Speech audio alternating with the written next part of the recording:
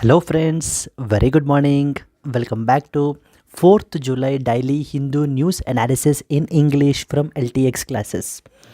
Friends, today before going to the today's analysis, let us see the agenda, like what articles we will cover in this particular session. Friends, before there was a small announcement that we are taking these articles from the Delhi edition of the Hindu newspaper. From the Delhi edition of the Hindu newspaper, we are picking the articles, and after that we are analyzing each and every article. So that is important for the UPSC perspective, for both prelims and as well as mains. Even that can be useful for the other state exams as well. Okay. Now, let us start with the first article. India to host the 46th UNESCO Heritage Panel Session. So recently India is planning to host this in New Delhi. We will read this article under GS paper 2, international organizations like UNESCO in this context involved. Then the second important is air pollution spikes may raise the death rates in cities with cleaner air, says a study. So this we have to read it under GS paper 3, environment and as well as pollution. This article we will be covering in that particular portion. Then the next important is center issues advisory for the ads on food and as well as the health products only. This is something we will be reading in GS paper 2, government policies, initiatives, decisions, actions. It comes under that particular portion. Rajendra Khanna is additional national security advisor. This is important from the GS paper 3 security perspective. Okay. Then the next article, maintain vigil, says center as Maharashtra is reporting the Zika virus recently. So this we will study under GS paper 2 health perspective. We will read on this particular article. And then we will have a today's editorial, trials and as well as the medical ethics and the orbit of power. This we will cover under GS paper 4 ethics. Is something where I'll explain you some brief overview of this editorial. With that we will close the session. I hope you are clear with the today's agenda, right? Now let us start with the first article. The first article is India to host the 46th UNESCO Heritage Panel Session. Okay, friends, there is something called as UNESCO. I hope you are already aware, but if you are an absolute beginner, then no problem, this is for you. There is an international organization called as UNESCO. UNESCO stands for United Nations Educational, Scientific and Cultural Organization. What is UNESCO? United Nations Educational, Scientific and Cultural Organization. And this is a specialized agency of United Nations. With the name itself suggests, right? UN. It is a specialized agency of United Nations, friends. This UNESCO body, right? It is headquartered in Paris. Paris, France, it is headquartered in. This UNESCO recognizes some important sites known as World Heritage Sites. World Heritage Sites. Okay. These World Heritage Sites are recognized as part of the convention called as World Heritage Convention. World Heritage Convention, which was signed in the year 1972. The World Heritage Convention, it was signed in the year 1972. In India is also party to this convention. India is also party to this particular convention. And how many World Heritage Sites are there in our country? 42 sites are there in our country. Even there was an UPSC prelims 2024 question on the World Heritage Sites. In order to maintain all these World Heritage list, we have something called as World Heritage Committee, which will administer all these World Heritage Sites all over the world. World Heritage Committee is located. World Heritage Committee is present. Now recently, why it is in the news is because the 46th UNESCO World Heritage Committee panel, the meeting is set to take place in New Delhi from July 21st to 31st at Bharat Mandapam, New Delhi. This is the context, friends. Let me revise it again. There is a body called as UNESCO. UNESCO stands for United Nations Educational, Scientific and Cultural Organization. It is actually a specialized agency of United Nations which is headquartered in Paris. UNESCO every year identifies some of the important World Heritage Sites all over the world, not only in India, it is all over the world, under a convention called as World Heritage Convention, which was adopted in the year 1972. And India is also party or signatory to this particular convention, and as a result we have 42 World Heritage Sites are there in our particular country. And all these sites will be maintained in a list known as the World Heritage Program, and which is administered by the World Heritage Committee. This World Heritage Committee's 46th UNESCO recent meeting is set to take place in July 21st to 31st in New Delhi, Bharat Mandapam in New Delhi. So these are the basic points that you have to cover. Once you are familiar with this background, we will read each and every point and we will try to understand it. Now let us start the discussion. World Heritage Sites. First of all, we will start with what are World Heritage Sites. Okay, let us start with the World Heritage Sites. What is a World Heritage Site? If you see, a World Heritage Site is basically a place that is listed by the UNESCO for its special cultural or any physical significance.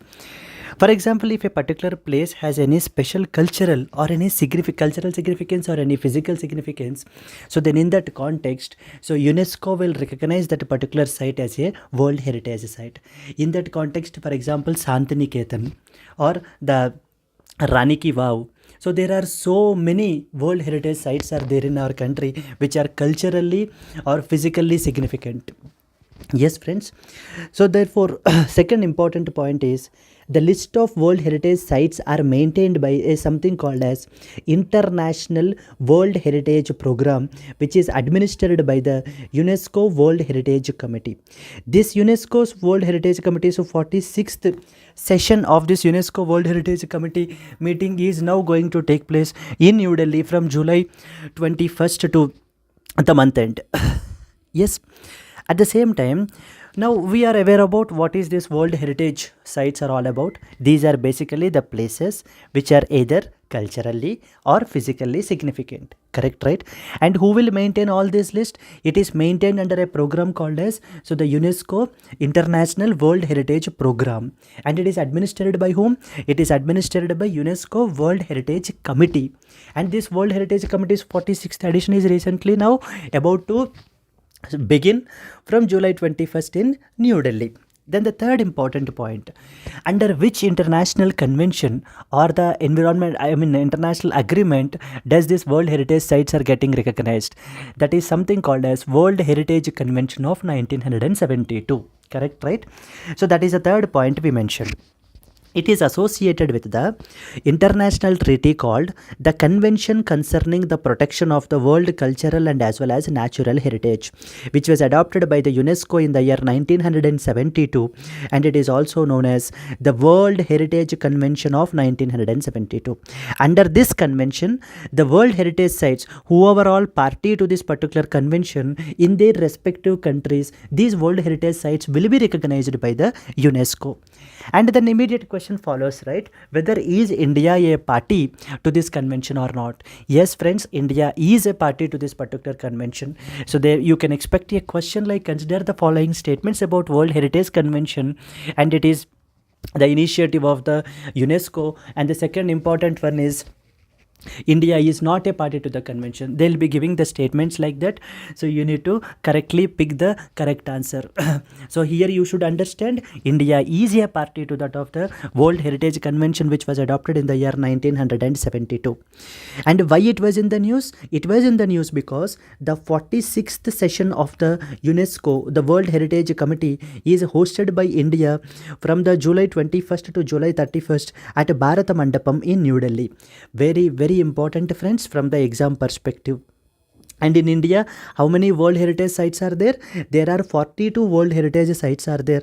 Out of them, 34 are cultural and as well as the 7 are natural. As I said it, right? So there will be some cultural significance and there will be some natural significance will be there. Out of these 42 sites in our country, 34 sites are culturally significant and 7 have the natural significance. And there was one exceptional case which is a mixed heritage site, and that is known as Kangchenjunga National Park, friends. Kangchenjunga National Park, this is situated in Sikkim. So this is located in the Sikkim and it is of a mixed heritage type. Then what are some of the sites which were recently added in the year 2023, the latest additions? So the latest additions are Santiniketan, which is located in West Bengal, was recently recognized as a World Heritage Site, and Sacred Ensembles of the Hoysalas, Karnataka, which are located in Karnataka. This was also recognized as a World Heritage Site. Okay, based on exactly on this particular thing, a question was asked in UPSC 2024. Consider the following properties included in the World Heritage List that is released by that of the UNESCO. Shantiniketan, Rani Ki Vav, Sacred Ensembles of the Hoysalas, Mahabodhi Temple Complex at Bodh Gaya. So these are the 4 World Heritage Sites that have been, friends, this is the question that was asked in UPSC 2024. So that means the 15 days back. So in the UPSC 24 prelims examination, this question was asked. They have straightforwardly given you some important World Heritage Sites, and now they are asking you how many of the above properties are included in 2023. How many sites are included in 2023? It's a pure current affair basic question. And now I think by now you are already aware Shantiniketan is one important thing and Sacred Ensembles of the Hoysalas is a second important thing. So because Rani Ki Vav and Mahabodhi Temple Complex were done way back far before. So these two are the options. So therefore how many are correct? Only 2 statements are correct and this is the answer. So this is how UPSC asks you the questions, friends. The main intention behind adding the previous year's questions is because they are the main guide for us for our preparation. So they will help us to understand the trend, the mindset of the UPSC. It's as if like if you read in polity, I hope you have read in polity, right? So the preamble is considered as the key to the minds of the framers of the constitution. So likewise, UPSC previous year's questions are basically the key to understand the UPSC examiner's mindset. Yes friends, let us continue. Now we have talked about what are World Heritage Sites and how many different types of World Heritage Sites are there. For example, it can be naturally significant or it can be culturally significant. Then we have gone through this, who will administer all these sites and all, we have talked about that. Then we went to what was the international convention. For example, we said that it was World Heritage Convention which was adopted in the year 1972. Then we inquired into whether India is it a member or not. Yes, India is a party to this particular convention. And we have also made a specific detail like how many specific sites, World Heritage Sites are there in our country. There are 42 heritage sites are there in our country, friends. And the latest additions are Santiniketan and as well as the Sacred Ensembles of the Hoysalas. These are the latest additions. Similarly, UPSC will expect, definitely you can expect one more question in the next year associated with these similar lines. Then we will see some important basics from what is UNESCO. If you see what is UNESCO, UNESCO stands for United Nations Educational, Scientific and Cultural Organization. United Nations Educational, Scientific and Cultural Organization. It is actually a specialized agency of the United Nations, friends. It is a specialized agency of the United Nations. And what is its main objective? Its main objective is to build the peace in the country, to build the peace in the world, not only in the one country, to build the peace throughout the world through international cooperation in education, sciences and as well as culture. So that means, what it means basically, the UNESCO is aiming to build the peace in the society, peace in the world through global cooperation in particularly 3 areas, that is education, sciences and as well as culture. So by promoting the cooperation in these 3 sectors or areas, so the UNESCO is planning to seeking to build the peace all over the world. Then very important, friends, next one, it is also a member of an important grouping called as United Nations Sustainable Development Group. I hope you are already aware that we have something called as Sustainable Developmental Goals, SDGs. So this SDGs came into picture in the year 2015 and they should be achieved by the year 2030. In order to fulfill these Sustainable Developmental Goals, an important grouping is there called as United Nations Sustainable Developmental Group. okay, which contains like multiple UN agencies and as well as other organizations whose objective is to fulfill these sustainable developmental goals all over the world. Now this UNESCO, which is our topic of discussion, is also the part of the UN SDG. Very, very, very important. So then UNESCO headquarters, you are already aware, it is in the Paris, France. This is important, friends. Some of the important conventions of the UNESCO are as follows. So UNESCO have made some important conventions under the administration of the UNESCO. These are the conventions which have been signed. The first one is prohibiting and preventing the illicit traffic of the cultural property. In order to prohibit or in order to prevent the illicit trafficking and the traffic of the cultural property, this convention was signed in 1970. And you are already aware, World Heritage Convention of 1972. World Heritage Convention 1972. Then Protection of Underwater Cultural Heritage 2001. This was a third important convention. And finally the last one, the Convention for Safeguarding the Intangible Cultural Heritage, which is 2003. So these are the 4 important conventions, friends, and I would like to show you one more UPSC 2024 prelims question exactly again from the UNESCO. See this. Which of the following was the latest institution in the intangible cultural heritage list of UNESCO? That means this is associated with this convention, intangible cultural heritage. And India is a party to this intangible cultural heritage of 2003, and therefore you are expected to know it. And which of the following is the latest site? Friends, the answer for this question is C. Garba dance. Garba dance from Gujarat was the latest inclusion in the intangible cultural heritage list. And there are in total 15 cultural intangible heritage sites are there in our country, in India, with the inclusion of the Garba dance Gujarat. After including the Garba dance Gujarat, there are 15 sites in our country which are recognized as culturally intangible heritage sites.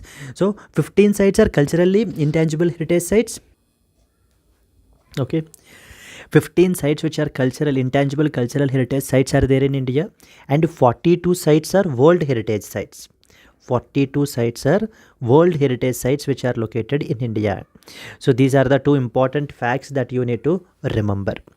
Then if you move forward, UNESCO and as well as India. What is a collaboration between UNESCO and as well as India? So India has been a member of UNESCO since its inception in the year 1946. So UPSC may lay a trap here. India recently became a member of UNESCO. This is how their statements will be. Okay, but we were actually way back since its inception in 1946, India was a member to this particular UNESCO grouping. Second important point is that in order to have a collaboration with the UNESCO, we have established a commission called as Indian National Commission for Cooperation with UNESCO. INCCU was commissioned. Indian National Commission for Cooperation with that of the UNESCO, INCCU. What is the main objective of this INCCU? So the main objective is to have a collaboration with that of the UNESCO. This was the next important point you should understand. And friends, I would like to have one more value added point here, and one more current affair which was recently in the news couple of days back. That is, there was an important city called as Kozhikode from Kerala was recognized as the India's first creative city of literature. India's first creative city of literature, Kozhikode, was recently added under the UNESCO's Creative Cities Network program. We have a program called as UCCN, UNESCO's Creative Cities Network program, and as part of this particular program, so this Kozhikode, Kerala, has been recently identified as the India's first city of literature. Okay, recently the UNESCO has recognized the Kozhikode, which is India's first creative city of literature, as UCCN. So therefore now we have 15 sites of from the World Heritage sites in cultural intangible heritage sites are there, World Heritage sites are there. Maybe in the next year UPSC might definitely ask you on this Creative Cities Network. You can expect a question on this, so please be thorough with this. Yes, friends, and recently Kozhikode was added. Kozhikode from Kerala was added. So this is all about the information regarding the first article. Let us now go and see the second article. Rajendra Khanna is additional national security advisor. Friends, this is all about the security perspective from the country's national security. Further, with respect to national security, we have a very umbrella body called as National Security Council. National Security Council. This is the apex body with respect to security related affairs with respect to our country. So that means with respect to security affairs, this is the body which is completely responsible in our country. And this body was established in the year 1998. Under this body, we have three important organizations called as Strategic Policy Group. Strategic Policy Group.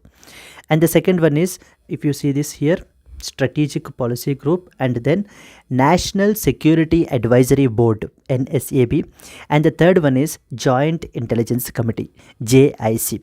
So these are the three important bodies called as Strategic Policy Group, National Security Advisory Board, Joint Intelligence Committee. So let us read these points first. So why it was in the news? Why it was in the news? Because additional national security advisor was recently appointed. So for so long this position exists, but it was so long vacant, but this time it was filled by the person called as by the Rajendra Khanna was now appointed as the national security advisor. So now it is our duty now to know about the whole security architecture in our country. So the first and foremost is something called the National Security Council. The National Security Council was established in the year 1998 by the government of the then Prime Minister Atal Bihari Vajpayee. In the year 1998, so by the then Prime Minister Atal Bihari Vajpayee, this National Security Council was established. And what is this body is all about? It is the apex body. Apex body means a supreme body for all the national security management in our country. All the security related aspects, all the security affairs of our country will be completely taken care by this body called as National Security Council. And this body, when it was constituted, it was established in the year 1998. But before 1998, that means before the establishment of the National Security Council in our country, so the principal secretary to the Prime Minister is the person who is responsible for the security related affairs in our country. If you see this point, prior to the formation of the NSC, the functions which are related to the national security were carried out by the principal security secretary to the Prime Minister. And it operates a three-tier structure known as Strategic Policy Group, National Security Advisory Board, Joint Intelligence Committee. These are the three important tiers under the National Security Council. The first and foremost one is Strategic Policy Group. Friends, very important this one. Strategic Policy Group. It is considered as the first tier in the three system of the National Security Council. And out of all these three bodies, the core decision making body is this Strategic Policy Group. Strategic Policy Group is the core decision making apparatus body of the National Security Council. This is also very important. Okay, the chairperson of the Strategic Policy Group is now the National Security Advisor. This is another important point. It is a core decision making apparatus in our of the National Security Council, and they will be asking you, consider the following statements about the Strategic Policy Group, and they will say that it is the core decision making body, and they will also ask you who of the following is a chairperson for the National Security Strategic Policy Group, SPG. So the SPG is headed by the National Security Advisor, but earlier this position is occupied by the Cabinet Secretary. Earlier Cabinet Secretary used to chair this particular body, but now it was been now given under the National Security Advisor. National Security Advisor is the head of this particular Strategic Policy Group. Very important, friends. Earlier it was the Cabinet Secretary. That was a point I mentioned here. And what is the main role of SPG? To assist the National Security Council and also perform the long-term strategic review of the security affairs in the country. So it will perform the long-term strategic review of the security affairs in our country, will be managed by this SPG Strategic Policy Group. So this is all about the first important body under this, that is Strategic Policy Group. And now comes the second body, National Security Advisory Board. in National Security Advisory Board, so generally the senior retired officials, academicians, experts from the civil society, so from the different streams who are not or who are all not part of the government will be part of this particular grouping called as the National Security Advisory Board, NSAB. Okay friends, what is the main objective of this particular body? This objective body is, now all these experts will carry out the long term analysis of the situations that are happening in the world, like for example Russia and as well as Ukraine conflict, how it will impact India personally, okay, and how we need to tackle Pakistan, how we need to tackle China. All these aspects will be covered by the National Security Advisory Board, and this board, after carrying out the thorough analysis, they will give its recommendations to whom? Recommendations to the NSC, National Security Council. That's what we mentioned here. It provides the long-term analysis and policy recommendations on the national security issues to the NSC, thereby covering the areas like internal and external security, foreign affairs, defense, etc. So all those aspects which comes under the domain of security will all be given to will be taken care by the National Security Advisory Board, where they will do the analysis and they will present this analysis in the form of recommendations to the government, that is to a National Security Council, and they will take a final call over this. These recommendations are again not binding on the government, very important. And the third one, Joint Intelligence Committee. This Joint Intelligence Committee, if you see, Joint Intelligence Committee of the Government of India basically analyzes the intelligence data from the Intelligence Bureau, Research and Analysis Wing, and the Directorate of Military, Naval and as well as Air Intelligence. So whatever all the intelligence agencies which are there in our country, like we have the Intelligence Bureau to take care of the internal intelligence of our country. Similarly, we have a raw research and analysis wing which take care of the foreign intelligence of our country, and we have the Directorate of Military, Naval and as well as Air Intelligence. All these intelligence bureau, all these intelligence organizations will provide some sort of leads or clues. They will provide some data. All this data will be now zeroed down by this body called as Joint Intelligence Committee. Joint Intelligence Committee. So finally, how many bodies are there as part of the National Security Council? There are 3 bodies. What are they? The first one is Strategic Policy Group, SPG, and the second one is National Security Advisory Board, that is the second one, and the third one is Joint Intelligence Committee. This was the third one. This is the basic bare minimum aspects that you need to know from this particular article. Now additional National Security Advisor in the news. So with this, you need to know all these important points from the UPSC perspective. Yes friends, now let us go to the next article. Air pollution spikes may raise the death rates in cities with the cleaner air. Recently, a first of its kind analysis, a multi-city analysis was recently carried out with respect to this study, and its reports were also published in the Lancet Planet Health on Thursday. It was published there. This particular report is all about what are the health impacts or health effects upon the short-term exposure to air pollution. Short-term exposure to that of the air pollution, whatever all the health impacts that will be on these things. In this particular report, so here I have written important points. A first of its kind multi-city analysis in India have been recently studied the health effects of the short-term exposure to air pollution. Whenever the people is exposed for a short period of time to the air pollution, how it will impact their health. This is something the study is all about, and they have taken the multiple cities as a reference, like for example Ahmedabad, New Delhi, Chennai, Bangalore, etc. They have taken these particular cities as a reference, and by using them they have analyzed the pollution and at the same time the death registry, like how is impacting the deaths, how it is affecting in the form of the deaths. And they brought some important points, and one of the important points is that rather than the cities which have the huge already pollution burden, those cities which have clean air, if they have any spike in the air pollution in these particular cities, so then definitely their related deaths are more when compared with the cities having already burdened pollution. If you see this point again, let me elaborate.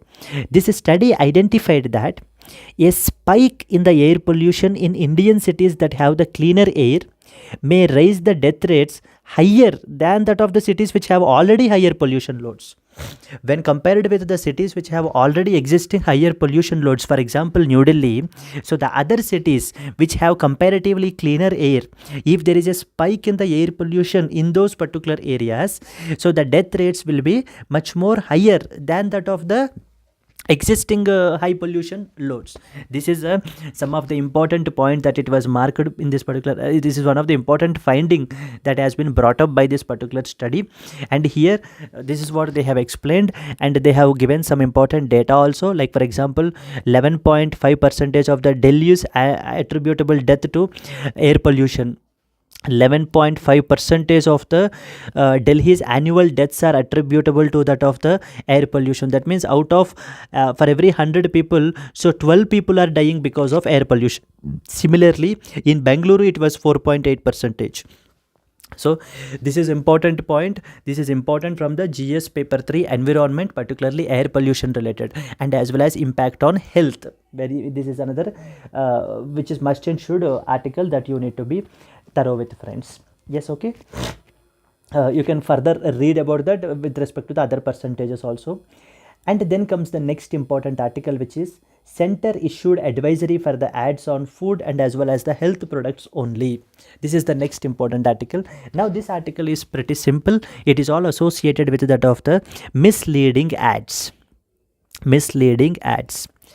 Recently, I think you are already aware, in Supreme Court there was this case on Patanjali products and how they are claiming as fake.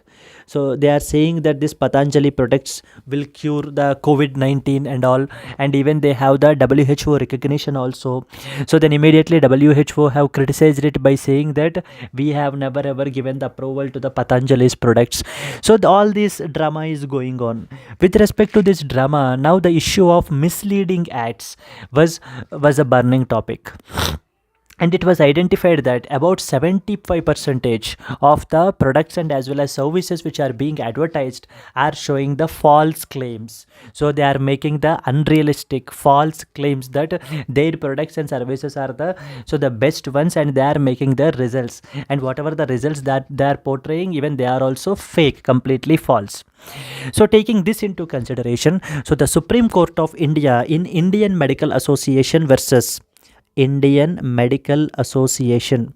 This case is not mentioned in this particular article, friends. Indian Medical Association versus Union of India case. So Supreme Court has said that every advertiser or advertising agency should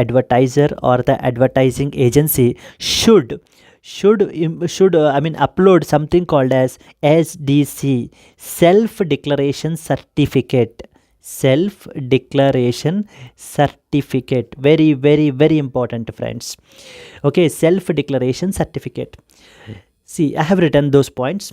In Indian Medical Association versus Union of India case 2022 case, the advertising companies must provide a self-declaratory certificate to the competent authority before any content is displayed. So that means if you are an advertiser, if you are an advertising agency, then before you advertise any product or service on the social media platform, you must provide this SDC, self-declaration certificate, to the government.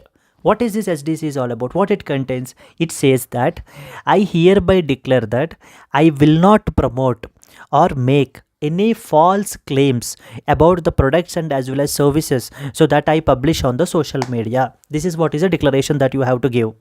Okay, I hope you understood. If you have not understood, you can see this point here.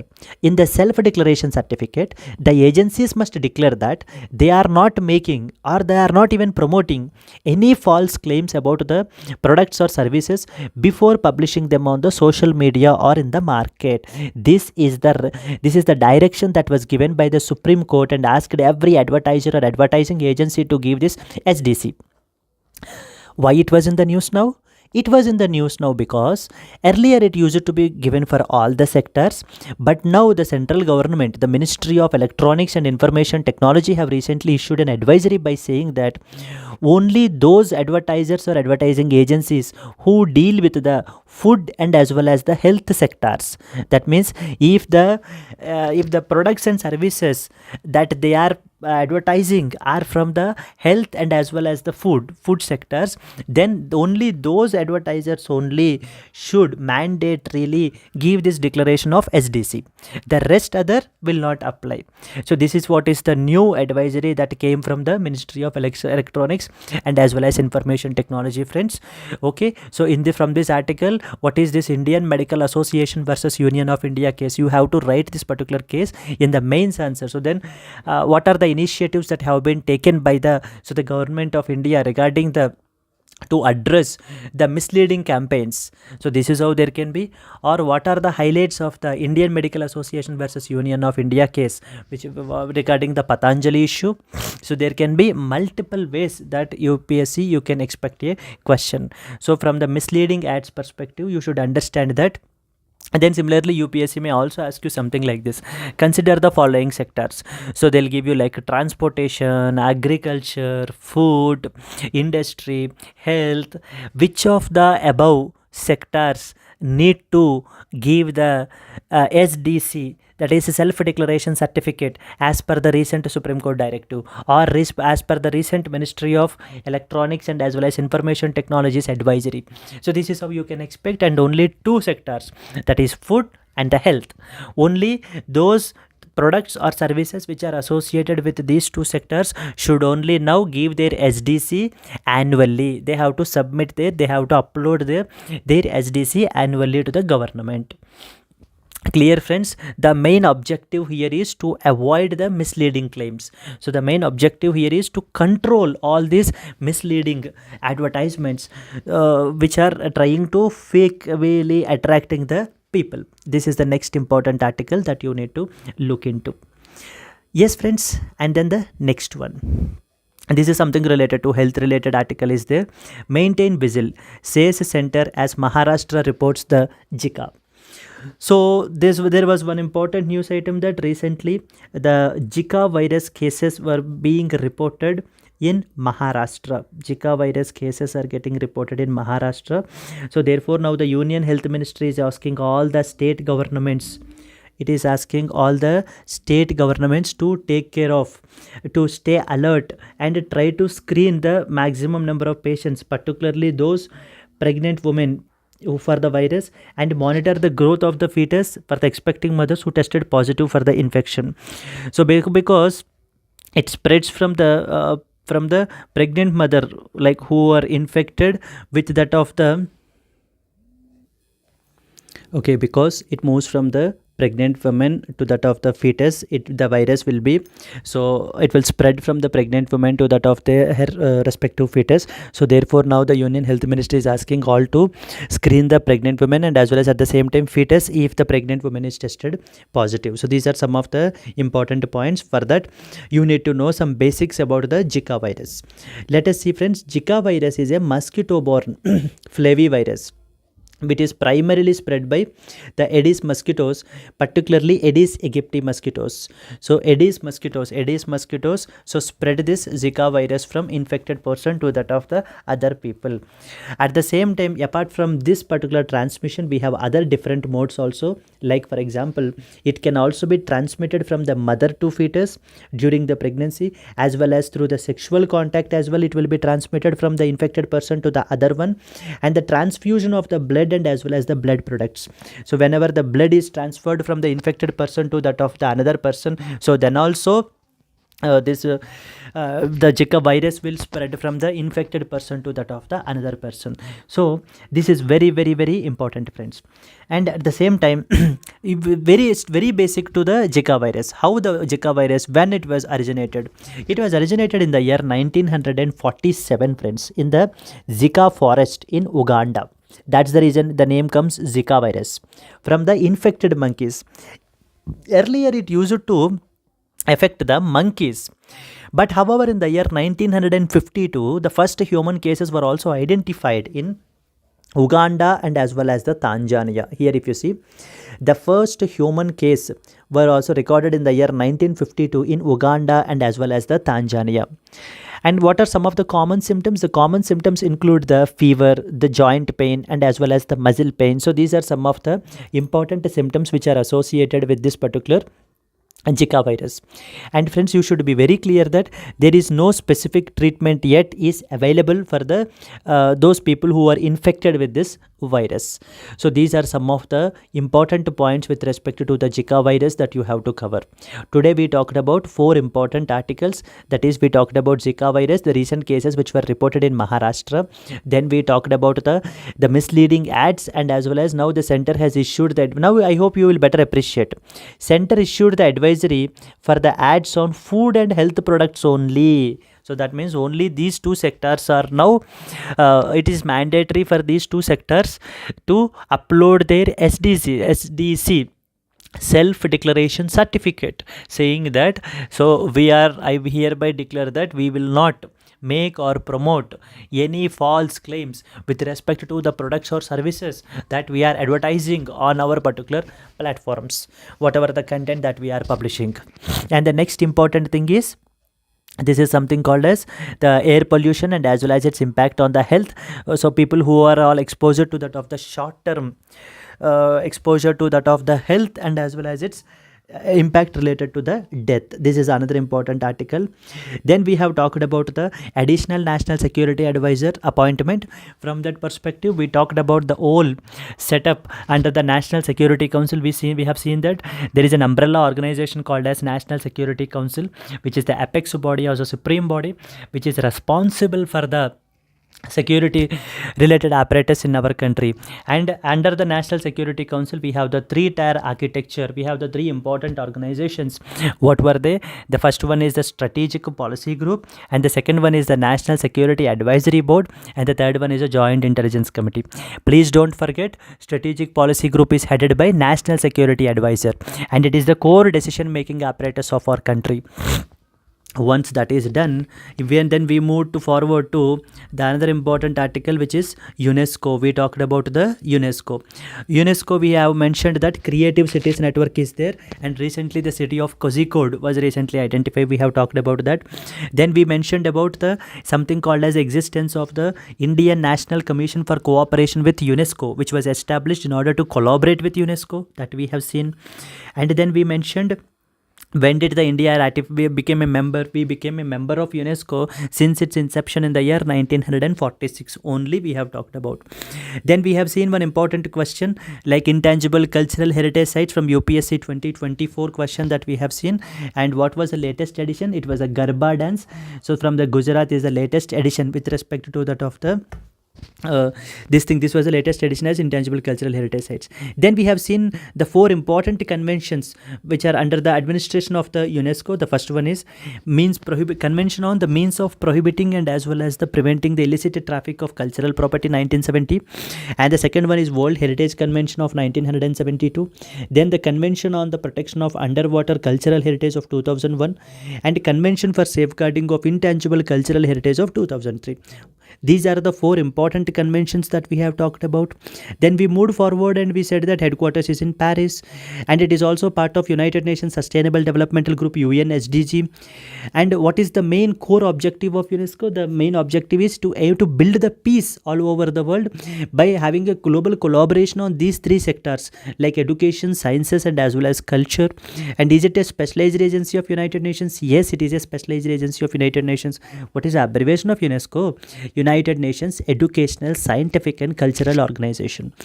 And then we have seen one UPSC 2024 prelims question as well, like which of the following heritage sites, world heritage sites, were recently added in 2023? And the answer is like Santiniketan from West Bengal and Sacred Ensembles of the Hoysalas from the Karnataka. These 2 were recently added. In the next year, definitely you can expect a similar question. And how many world heritage sites are there in India? There are 42 world heritage sites are there in India. Out of them, 34 sites are cultural and 7 are natural sites, and one we have a mixed heritage site, which is Kangchenjunga National Park, which is located in Sikkim. Then we mentioned that recently the 46th session of the UNESCO's World Heritage Committee is hosted by India, will be hosted by India actually, from July 21st to 31st at Bharata Mandapam in New Delhi. And is India a party to the World Heritage Convention? Yes, India is a party to the World Heritage Convention of 1972. And then we said, what is the original name?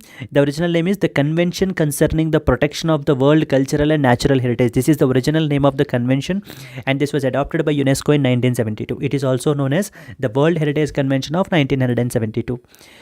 Then we moved forward into and said that the World Heritage Site list is managed by they are maintained by the International World Heritage Program, which is administered by the UNESCO World Heritage Committee. So where the 46th edition of it recently took place.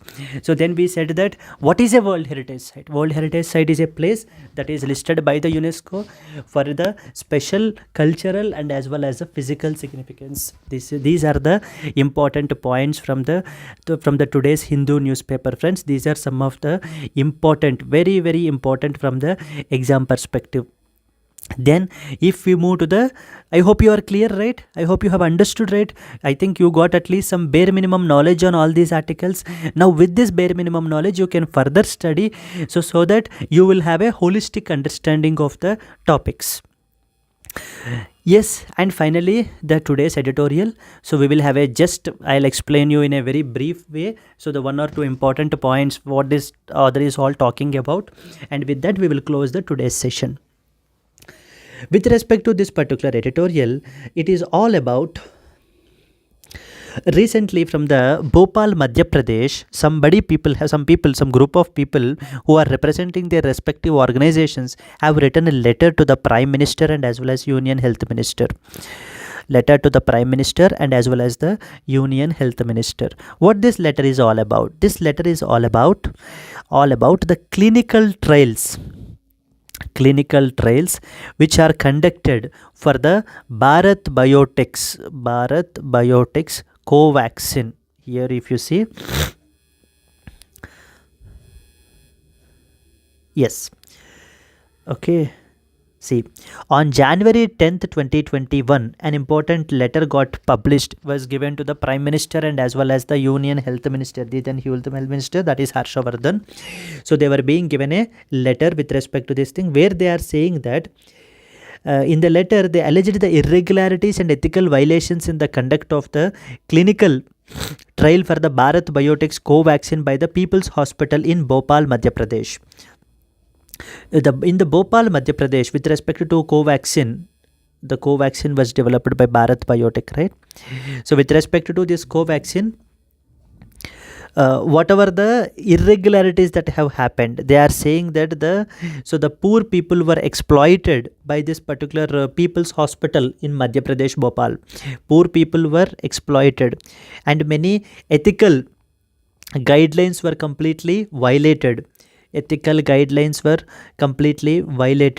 So they have not informed what were the risks that are involved with respect to testing these particular drugs. This is what is the point, others point of discussion. He is saying that the clinical trials ecosystem of the country, the clinical trials, the system, whatever the system that is there, it is very weak. He is saying that there are lot of loopholes.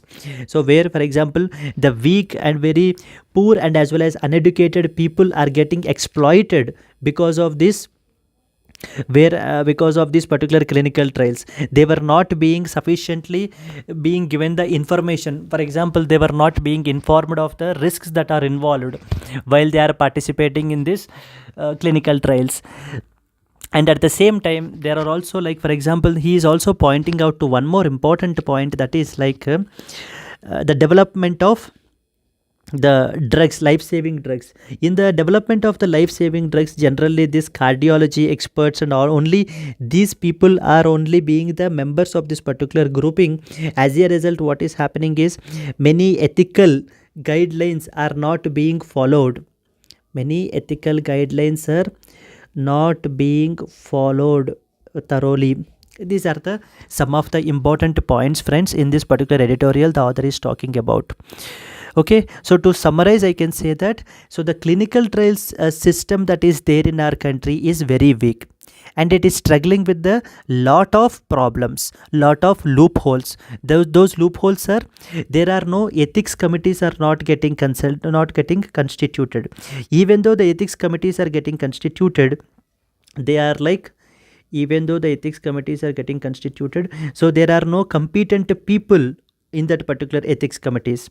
There are no competent people, and at the same time there is no effective monitoring mechanism is there. There is no effective monitoring mechanism is there. And the next one is lack of providing the informed consent, lack of providing the information about the risks involved, in the clinical trials to the participants. So the no information is being provided. So the vulnerable and the marginalized communities are getting exploited. Marginalized communities are getting exploited in these particular clinical trials. So these are some of the important challenges that he is talking about. And at the same time, the drug development is completely a development, altogether a development, different game. And in this particular drug development, not only the doctors should be part, the doctors, like subject experts should not only be the part, so those people who have some the other background, like ethical background, so that they can definitely implement these ethical principles also. Ethical guidelines should not be violated. These are some of the important challenges that the author have highlighted in this particular article. With this basic background knowledge, you can study further this particular article, friends, so that will be definitely helpful for you. And it comes under GS paper 4. So in GS paper 4 ethics paper, you will be given a case study like this. Like for example, like this has happened, they will create some hypothetical scenario. Okay, then they'll ask you to comment on it. They'll start asking you the ethical questions on this particular topic. So you are expected to prepare on this as well. Yes, friends, I hope you have understood up till now and you are clear with that. I would like to introduce two important programs from the LTX classes. The first important program is UPSC mentorship program, friends. So UPSC mentorship. So mentor is very important for any person who is preparing for a competitive examination, and that will be specifically true for a very tough examination like UPSC. In this particular UPSC mentorship program, we will be providing you a personal one-to-one interaction will be provided, so that your UPSC preparation will be channelized in line and it will be aligned in line with that of the UPSC. So the demands and as well of the UPSC and whatever the candidates' capabilities. So now they need to be, the gap between them need to be bridged, and that is the objective of this program of UPSC mentorship. This program will be directly taken by our Suresh sir, who is our honorable director of the LTX classes. And the program fee that we are charging is 10,000 rupees, and the validity is that till you crack the UPSC examination. This one-to-one interaction program, where you will be provided the guidance like how to approach this particular examination, and will clarify your doubts in the middle of the paths of your journey of UPSC journey. And if you want to talk to sir, you can contact this particular number, so that to clear all your doubts. This was the first important program that I would like to announce you. And the second important program is editorial. Editorial is very, very important from the UPSC mains perspective, because if you can read consistently the editorial for 1 year, then definitely your mains answers will be much more in a better enriching way rather than your old version. By recognizing the importance of the editorials, we have launched a very new program called as the Ultimate Editorial Based Answer Rating for UPSC. In this particular program, what will happen is daily one question based on editorial will be given to you. And after reading that particular editorial, you will write the answer to that particular question, and after you are writing, your paper will be evaluated, and at the same time your feedback will also be given on that particular answer. And after that, which is much more required, the model answer as well. So we will also give you one model reference answer also, so that will help you to compare and as well as incorporate into your own original answer. This initiative will also be taken by our director sir itself, Suresh sir, who is our director of LTX classes. For 6 months validity, we are charging 6,000 rupees, friends. So for 1 year validity, we are charging 10,000 rupees, and for a lifetime validity, we are charging 20,000 rupees. If you have any doubts, you can contact this particular number to clarify all your doubts. Yes, that's it, friends. That's it for today. And now it's the time to answer the question. Consider the following statements about the strategic policy group. The SPG will assist the National Security Council and also perform the long-term strategic review of the security affairs of the country. At present, it is headed by the Prime Minister of India. Which of the above statements is or are correct? One only, two only, both one and two, none of the above. I hope you are already aware of the answer. If you are aware of the answer, please comment your answer in the comment box, friends. At the same time, like the video if you liked it, and show your love in the form of likes and as well as comments, because these likes and as well as comments only will help us more to do these type of quality videos, friends. At the same time, let me tell you one more thing. The Telugu on the Hindu news analysis in Telugu will also be posted in our channel, so you can even watch that particular thing. If you have a language barrier, if you are unable to understand English, then you can I have the Telugu in Telugu as well. You can watch that particular video, so that your analysis will be completely done.